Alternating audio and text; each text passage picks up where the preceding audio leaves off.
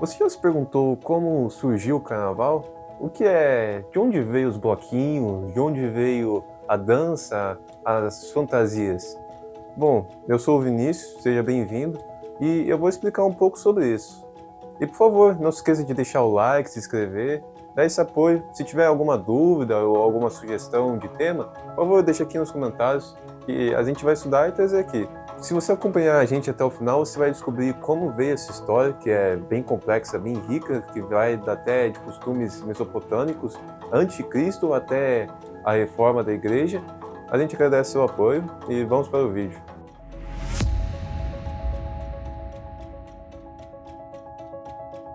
As saceias eram festas realizadas na Babilônia, onde por alguns dias a ordem do mundo era invertida. Um prisioneiro podia tomar o lugar do rei, tendo sua posição elevada temporariamente, recebendo o tratamento real, enquanto o rei era ou humilhado ou afastado por algum tempo. Em versões mais arcaicas do ritual, esse substituto podia ser executado ou expulso ao final, funcionando como um bode expiatório que absorvia o caos e as falhas do reino. Esse ritual se ligava ao deus Marduk, figura central do Emu e Elish. Marduk era um jovem deus que derrota a deusa do caos, Tiamat, e cria o mundo a partir de seu corpo. O cosmos, portanto, nasce do caos, mas carrega o caos dentro de si. Para impedir que esse caos retornasse, as festas rituais permitiam que ele emergisse de forma controlada.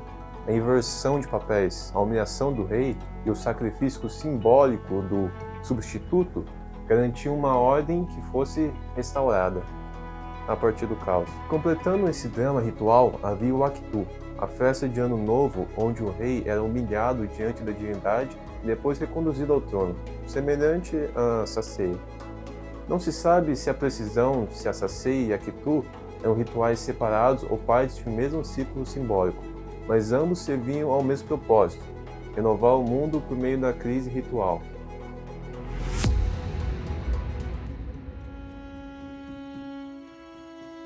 As bacanais eram celebrações dedicadas a Dionísio, deus do vinho, do êxtase e da dissolução das identidades, assimilado em Roma como Baco.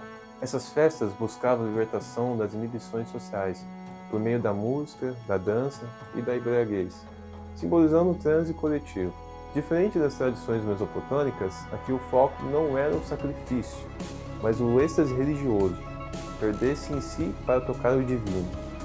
Por desafiarem a ordem social, as bacanais foram vistas como perigosas pelas autoridades britânicas. Porém, posteriormente, muitos de seus elementos serviram como inspirações para outras festas, outras festividades.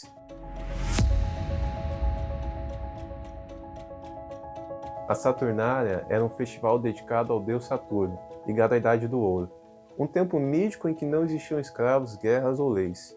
Durante a festa, as hierarquias eram suspensas, escravos usavam os pileus, chapéus de homens livres, jogos proibidos eram liberados, insultos às autoridades não eram punidos.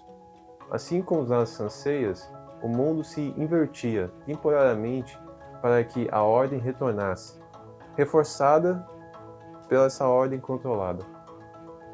Já a Lupercalia era um ritual ainda mais antigo, ligado à fertilidade, à purificação e à sobrevivência da cidade. Associado a Luperco, Fauno, deus pastoril ligado à natureza e os instintos, celebrava a força vital do corpo. Sacerdotes chamados de Luperci corriam seminus pela cidade, abençoando as pessoas com tiras de couro, num gesto ritual de bênçãos e fertilidade.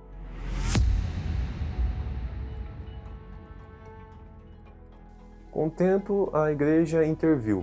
Com o avanço do cristianismo, muitos desses rituais foram reprimidos, transformados ou absorvidos.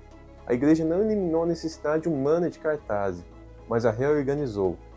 A memória desses rituais de interversão e excesso foi canalizada para o carnaval, enquanto a quaresma, já existente como prática cristã, passou a funcionar como um momento de retorno à ordem, mas não com um sacrifício externo, mas com penitência interna.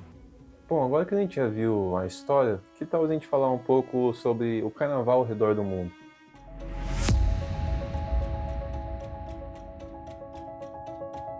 Bom, o carnaval veneziano ele é muito envolvido de mistério, máscara e aristocracia. Esse carnaval segue outro caminho. Máscaras refinadas, roupas aristocráticas e silêncio calculado criam um jogo de anonimato e sedução. Aqui o carnaval não explode, ele sussurra. A inversão social acontece não pela tomada pelo povo, mas pelo desaparecimento da identidade. Ricos e pobres se igualam atrás da máscara, num teatro elegante e melancólico. O Carnaval de Nova Orleans ele mistura jazz, máscara e herança francesa. O Mardi Gras, chamado, nasce da tradição católica francesa, mas se reinventa ao encontrar a cultura afro-americana. As paradas, os colares, as máscaras e os criouis misturam sátira social, música e espetáculo. O jazz, nascido da dor, da improvisação e da liberdade, se torna o espírito do carnaval local, caótico, vibrante e profundamente urbano.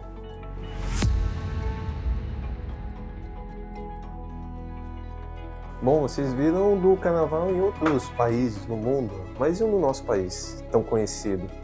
Aqui, o corpo, a rua e a ancestralidade ganham uma nova força ao se misturar com as matrizes africanas, trazidas pelos povos escravizados.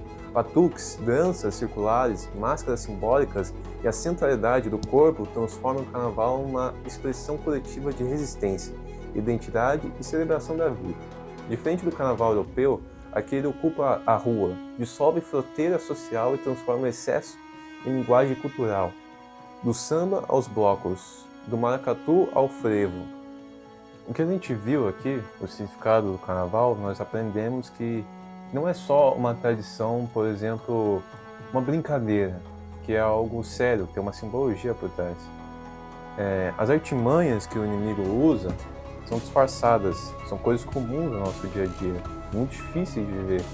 É como ver algo idêntico ao que parece ser o certo. Entretenimento nem sempre anda nos caminhos de Deus. Temos que ter ciência disso. Você que está assistindo deve ter essa escolha. Eu fiz esse vídeo para que você tenha consciência. Alguns não por inocência, quer dizer, alguns fazem por inocência, mas outros, se soubessem o significado, não fariam. E eu te dou essa escolha agora. Espero que com esse conhecimento você tome a melhor decisão. Vocês não podem beber o cálice do Senhor e o cálice dos demônios.